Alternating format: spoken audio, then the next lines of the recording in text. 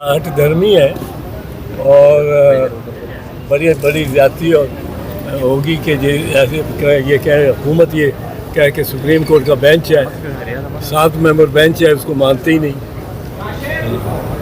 ये मैंने कभी सोचा ही नहीं था जिंदगी में, इतने ये ढीठ, इतने ये आके खड़े हुए हैं और सुप्रीम कोर्ट के सामने अकड़ के खड़े हो गए हैं। जिस हालत में वो मैं कह नहीं सकता। और ये मैंने कभी सोचा भी नहीं था कि पाकिस्तान में वज़ीर दाखिला, वज़ीर दिफा, वज़ीर आज़म और उनका ऊपर सरपरस्त है, वो मतलब इस तरह कह रहे होंगे, वो सुप्रीम कोर्ट के साथ के बारे में ये बातें कर रहे होंगे। ये क्यास के भी बात है। फुल कोर्ट बनाया जाता है, आपको कोई एतराज तो नहीं होगा सर अगर फुल कोर्ट बनाया जाए? हमने दरखास्त की है कि फुल कोर्ट बनाए, हमने दरखास्त की है कि फुल कोर्ट बिठाए। अगर फैसला इनके खिलाफ आता है, जाहिर बात है, साफ नजर आ रहा है कि वो तस्लीम नहीं करेंगे।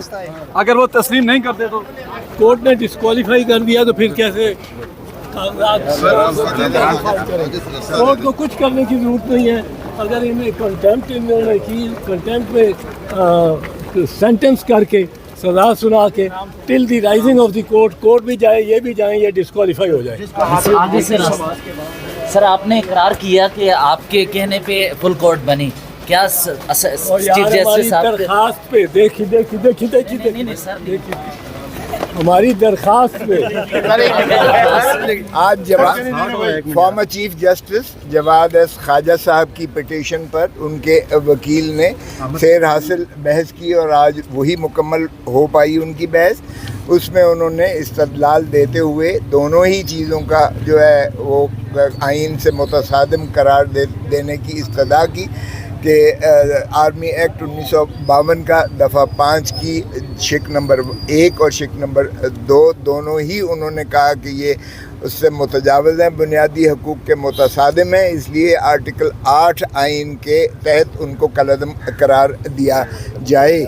और उसमें उन्होंने बड़ा ख़ूबसूरत तरीके से डिस्टिंक्शन भी की कि ये जो है सिविलियंस पर इसका इतलाक़ नहीं होता। और अगर आर्मी एक्ट 1952 को पढ़ें भी तो उसमें भी वो शुरुआती इस तरह होती हैं कि वो आर्मी के जो पर्सनेल हैं उनके लिए डिसिप्लिनरी फोर्स के मुतालिक जो कवानीन होना चाहिए थे उसी को जो है मुंदरज किया गया है 1952 के आर्मी एक्ट में। और ये जो दफ़ा 5 है उस वक्त 5 की शिक 1 और 2 ये उसमें ओरिजिनल मुसवदे में, यानी जो 52 का जो मुसवदा था उसमें ये शिकें मौजूद न थीं। ये 1966-67 में लाई गई हैं और 67 में लाई गई हैं। और ये 67 का अगर 1967 के अगर सियाक व सबाक को देखें तो ये जो है अयूब खान साहब, जनरल रिटायर्ड अयूब खान ने जब मोहतरमा जो फातिमा जिन्ना से इलेक्शन हारा था तो अवाम में एक बहुत ज़्यादा एक उसका इश्तिहाल था। और फिर 65 की जंग के बाद भी एक बहुत ज़्यादा इश्तिहाल था अवाम नाज़ पाकिस्तान की अवाम के में। और फिर इसीलिए ये 1967 में ये शिक डाली गई ताकि सिविलियंस का भी गला दबाकर उनके ऊपर एक ऐसा खौफ जारी किया जाए कि मिलिट्री कोर्ट्स में उनको सजाएं दिलाई जा सकें। तो ये अगर उस सियाक व सबाक में भी देखें तो भी ये, और ये सारे 1952 का जो कानून है आर्मी एक्ट उसके सियाक व सबाक में ये समोई जा ही नहीं सकती हैं कि सिविलियंस का ट्रायल जो है आर्मी एक्ट के तहत। आज बार बार जज साहिबान ने पूछा कि भाई ये इसकी इब्तदा कैसे होती है, क्योंकि ज़ाब्ता फौजदारी में तो इब्तदा FIR के 154 सेक्शन से होकर 173 तक जाती है और फिर कंप्लेंट हो तो फिर वो 200 से होती है और 190 में जाकर और 265 में उसका ट्रायल का पूरा प्रोसीजर है कि उसकी इब्तदा शुरुआत कैसे होती है, तफ्तीश कैसे होती है और तस्दीक कैसे होती है और फिर अदालत के पास जाता है। तो आर्मी एक्ट में कोई ऐसी चीज़ नहीं है। सो इसलिए इसका जो है उन्होंने इसकी सदा की कि इसे कलअदम करार जाए।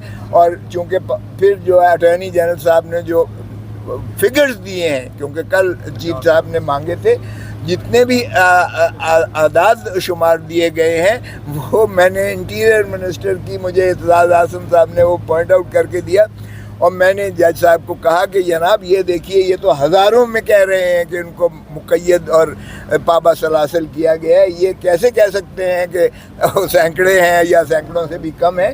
تو انہوں نے بہت ہی اس کو منیمائز کرنا کی کوشش کی، اور اس لیے چیف صاحب نے اٹارنی جنرلز کو ایڈوکیٹ جنرلز کو بلا لیا ہے اور سوموار کے لیے رکھا ہے، انشاءاللہ سوموار کو یہ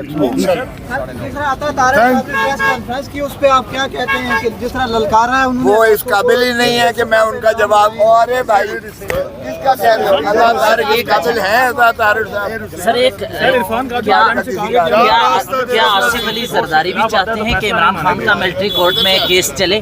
اب دیکھو بھائی، رانی شہید مجھے پتہ ہے رانی شہید بے نظیر بھٹو صاحب نے ملٹری کورٹ کی نہ صرف مخالفت کی تھی بلکہ ان کی حکومت کو گرا دیا گیا، انہوں نے گرانا گوارا کیا حکومت کو، لیکن ملٹری کورٹ نہیں بننے دی۔ یہ ہے پیپلز